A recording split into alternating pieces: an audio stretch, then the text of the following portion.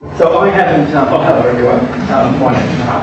I haven't prepared any slides or anything today, so I thought I would just have a chat to you about starting and founding a company and give you my perspective. And I've had a bit of a brief from Kathy. It's really to just try and give some advice on how you do it, more in line with what I have done.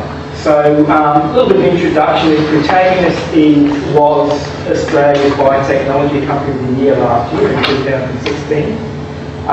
We recently did a NASDAQ listing in the US for $103 million. And it started in 2001 as a University of Queensland spin-out company. So I guess the key today is not really what Protagonist does, or not really what I do, but how did I do that, and more in line in terms of my career and everything else. So I was interested in translating research. That was one thing. I'd just come back from the US. I was at the Institute for Molecular Bioscience at the University of Queensland, and that was during Queensland being Smart State Initiative. And I think that's important because that does create alignment. What do I mean by that? It means that at the time, the Institute had core funding for building, and it also had government, it was also getting Queensland government support, where every year it would get so many millions of dollars to keep the lights on. So for the Institute to get that, it had to meet key performance indicators. And some of those key performance indicators that the Institute had were about commercial dollars, starting companies with commercialisation. So as an academic at the University of Queensland, that creates an alignment where I could then have a part-time job in academia, and I could start a company, and interests were aligned because I wanted to start companies, and the university wanted to maintain its core funding from the state government, so it needed to match its key performance indicators. So there was an alignment in both parties in terms of both jobs that I had. Now, I don't think that differs too much today, meaning that obviously there's big innovation drives from a lot of universities. You hear a lot more today about innovation than you did just discussed in the media and everywhere else than you did in the early 2000s. So I would like to think that you can still do those things today with alignment. I think the challenges then is that I started off being 50% for the company.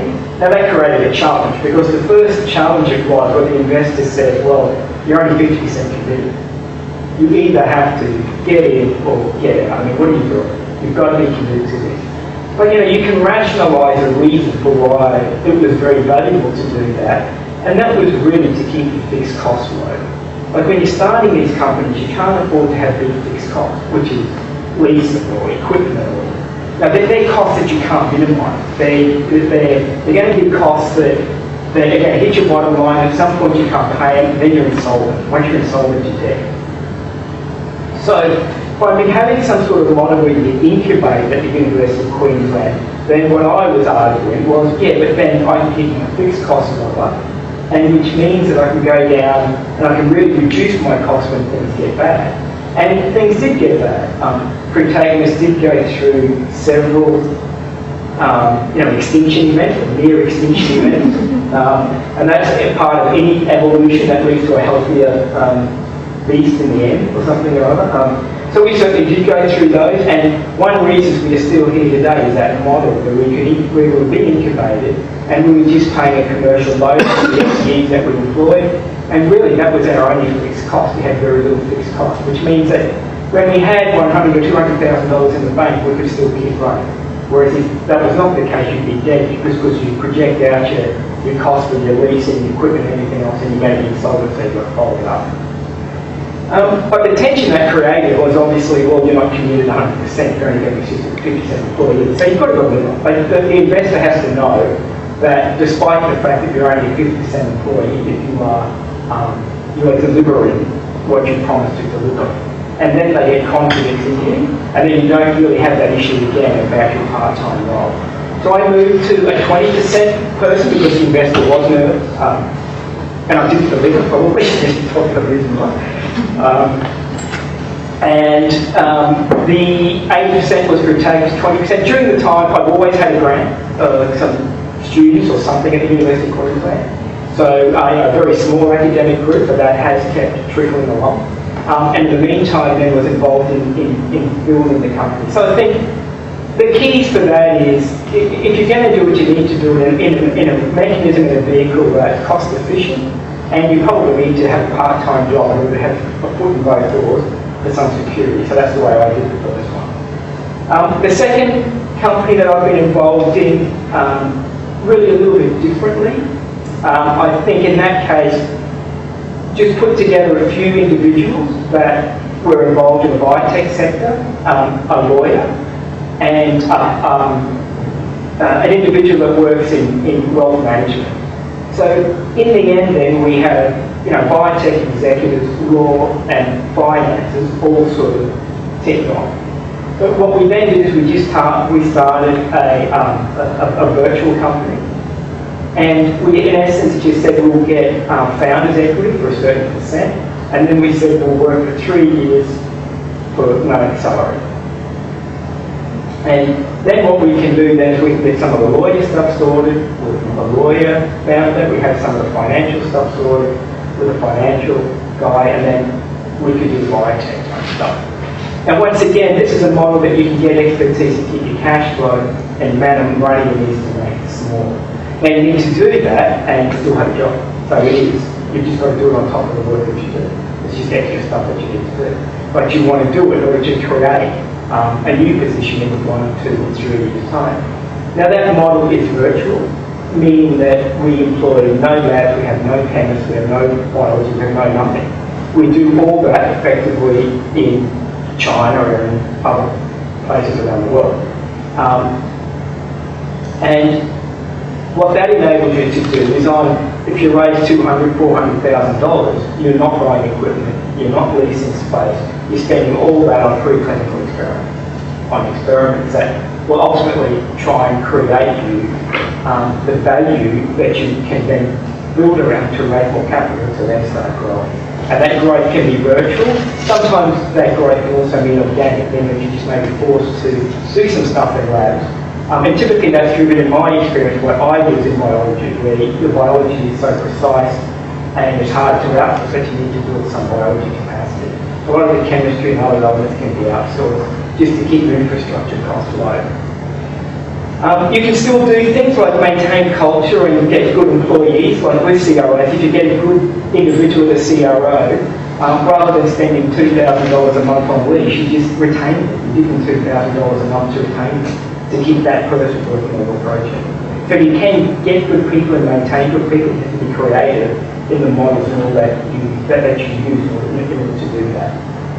Now my experience is completely in the healthcare biotech, which means it's high capital, requires lots of money, requires lots of time, but the rewards are large. So it's probably one of the harder businesses in order to, it's probably one of the hardest, in terms of biotechnology, it's probably the hardest in order to get companies up and running. Which, Critaegus just raised $170 million, and that's a lot of cash. And it's had an incredible project, but it's a 13-year time frame and $1 billion to create one drug. So this is a hard area to do it, but you can still do it virtually by the fact when you realise that about 60% of the medicines on the market come from people like you in biotech that discover them and ultimately find license them. So you can sell those medicines as early as a little bit earlier. And in Critaegus' evolution, we certainly were involved in selling some of our discoveries earlier to partners in order to create cash flow. So that's really, both of those mechanisms of starting companies are based around lean and mean, limited amount of capital. A lot of them involved about having a plan that's 1 or 2 years away. In order for you to start that now and try and build as many of those bridges as you can and build that clinical asset, that data pack you need in order to raise capital. By spending your cash as wisely as possible, making sure the dollars you spend are on the asset and not on other things is what you're trying to do. So you can raise as little money as possible from friends, schools and family and grants as well in order to try and create a true data package. Some of the challenges on the way, the challenges predominantly, it is hard, it can be difficult to get technology out of university. The tech transfer offices, it can be challenging to do that. I think you have to remember that in a lot of universities they own the IP, it is theirs, despite the fact that you work at they still own that IP. But you have to realise that it's the alignment again. They want to commercialise that IP as much as you do. That's what they're there for, to try and commercialise that IP. But there is an operational risk, meaning that they have to take a risk in you as the founder that you're going to actually take that IP and do something with it. So you've got to convince them that you can do that, and that's where the rub is. That's what you have to do. When you get the money in, so get an investor in. Look, it's challenging to get the investor in. You have to. There are certain investors I wouldn't get anymore. You can get investors, there's just no point taking the money. You might as well. It's just too hard. You'd be dead. Prefer to die rather than take the money. So, you need to ask around. You need to get the cultural, but you've got to work on the culture too. The science has to be good, the business has to make sense. But you have to be able to work with them. So do a bit of work on that. Because once that money comes in, an investor's mind says, it's mine, all this is mine because I'm putting dollars in. So when things start going bad, it's going to get ugly because they say, this is all mine, you can go and do what you want to do, but I've got this and you're out of here. You're not being used. So you really have to be careful in managing that. You will get management in, you can't do all this. If you want to be a biotech executive, you've got to know your science. So in medicinal chemistry, it's biology, assay chemistry, tox, PK, bioanalytical. There's a lot there you've got to know just in science. Let alone that you've got to be a lawyer, a legal lawyer, an IP lawyer. You've got to understand accounting, finance, PR, marketing. The list goes on. Don't get founder syndrome like the scientist that says, I want to do all this and invest in all of it. It's not going to be, you're going to die. Get other people, KOLs, experts, know what they do, and try and get as much help and support to create that package as much as you can. You only want to fail because you don't want to fail because what you don't know. And if you don't know, it's not your fault, but put people around that do know so you don't fail for that reason. For the obvious thing. How much time have I been on forever? Another 5. Good. I think the other thing is you need to be wary that you probably will need to employ your own boss. I certainly did. I was involved in, when Protagonist first started, I played roles as CEO, CSO, and I think in 2009 I couldn't raise money in Australia because I just couldn't get enough money from the venture capitalists here, so I did a roadshow in the US. I then had to go back with the roadshow because I went out as an Australian company, so I created a US enterprise, then went back and raised a Series A investment.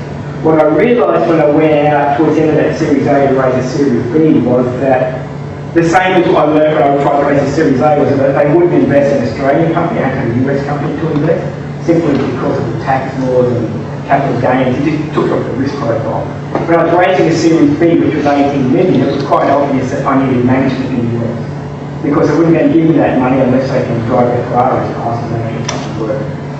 So that's the harsh reality. So then is when I had to make a decision to either move me and my family to the US or to appoint my boss in the US, and I went the pathway of appointing my boss. Now that's an important point because you need to be flexible within your ego and what you want to do. You need to want to make the company work, and that was the best strategy for me to make the company work. But that does create a manager, and that manager says, no, I don't know make it happen. So you have to balance all that drive there to going to take your baby and drive it forward. So I think, in the end, I think my philosophy has always been that I only will fail if the science doesn't work, which means you maximise the company and everything to have your scientific hypotheses, and then you spend money on those hypotheses. So at the moment, our hypothesis is a 240 patient phase 2B trial saying we can take oral peptides and treat ulcerative colitis patients. It is still a scientific experiment. It's just going to cost lots of millions of dollars in order to do it. And I think maximising the company to achieve that objective, that risky objective still, is what it's about. So that's been my experience.